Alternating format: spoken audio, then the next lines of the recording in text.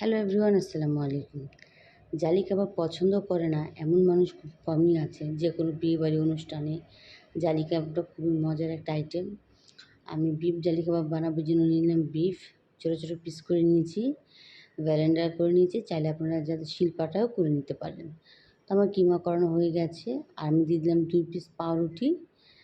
অল্প অল্প করে পানি দিয়ে একটু ভিজিয়ে নিচ্ছি এবং সেই পানিগুলো চিপড়ে আমি দিয়ে দেবো কাবাবের ভেতরে।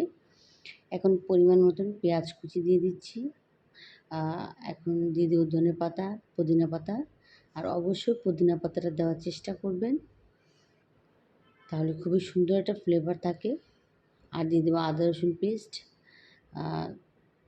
2 টেবিল চামচের মতন আদা রসুন পেস্ট।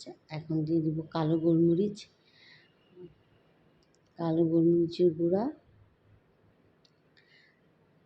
দিয়ে দেবো কাবাবের মশলা, রাঁধুনির প্যাকেট থেকে, সেটা থেকে 2.5 টেবিল চামচের মতো ধনিয়ার গুঁড়া, জিরার গুঁড়া।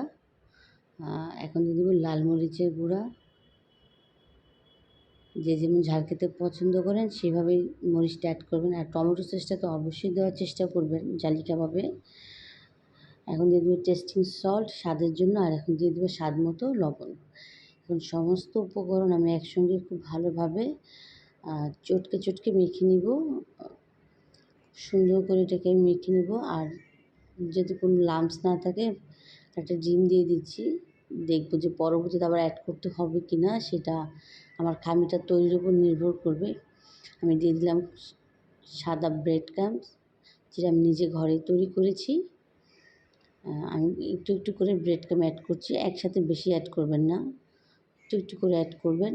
আমার যখন খামিটা খুব সুন্দর মতন হয়ে গেছে, এখন এটাকে আমি জালি কাবাবের শেপ করে নিচ্ছি। হালকা একটু তেল মেখে নেড়েচেড়ে খুব সুন্দরভাবে আমি গোল করে নিচ্ছি। এখন এটাকে আমি ব্রেড ক্রাম্বে গড়িয়ে নিব। আর জালি কাবাবে লাল ব্রেড ক্রাম্বটা ইউজ না করে বিস্কিটের গুঁড়া কি সাদা ব্রেড ক্রাম্বটা ইউজ করাটাই ভালো। আর ধন্যবাদ যারা এতটা সময় নিয়ে ভিডিওটি দেখছেন, তাদেরকে অসংখ্য ধন্যবাদ। যারা আমার ইউটিউব থেকে দেখছেন অবশ্যই আমার চ্যানেলটা সাবস্ক্রাইব করবেন। যারা ফেসবুক পেজ থেকে দেখছেন অবশ্যই আমার পেজটা ফলো দিয়ে দেবেন। তো আমার 250 গ্রামের প্রায় 14টার মতন কাবাব হয়েছে। এখন এটাকে আমি সুন্দর করে ফ্রোজেন করে রেখে দেবো। চলে আসলাম ভাজতে। আর জালি কাবাবের জন্য আমি 2টা ডিম নিয়ে নিচ্ছি। এখন এটাতে আমি লবণ মরিচ কিছুই অ্যাড করব না, তাহলে এটাতে পানি ছেড়ে দেবে। শুধু ডিমটাকে চামচের সাহায্যে নেড়ে নিচ্ছি। আমি কড়াইতে তেল বসিয়ে দিয়েছি। এখন আমি জালি কাবাবটাকে ডুবিয়ে চামচের সাহায্যে দিয়ে দিয়েছি, কিন্তু হাতে দিলে সবচেয়ে ভালো হতো। চামচের সাহায্যে দেওয়াতে ছড়িয়ে গিয়েছে। পরবর্তীগুলো আমি হাতেই দিয়েছি, আপনারা হাতেই দেওয়ার চেষ্টা করবেন। এখন আমি আরেকটাও দিয়ে দিচ্ছি হাতের সাহায্যে। এবং যে জালিটা তৈরি করার জন্য কিছুটা যে অংশ ডিম নিয়ে এখন এটাকে আমি সুন্দর করে ছড়িয়ে দিব, যাতে এর উপরটা জালি তৈরি হওয়ার জন্য। এখন হালকা যখন লেগে থাকবে তখন আমি চামচের সাহায্যে নেড়ে দিচ্ছি। এটাকে খুবই অল্প আঁচে ভেজে নিব। এপিঠ ওপিঠ মিলিয়ে আমার 10 মিনিট লেগেছে ভাজতে। এই পাট 5 মিনিট, ওই পাট 5 মিনিট। 10 মিনিটে আমার ভাজা হয়ে গেছে।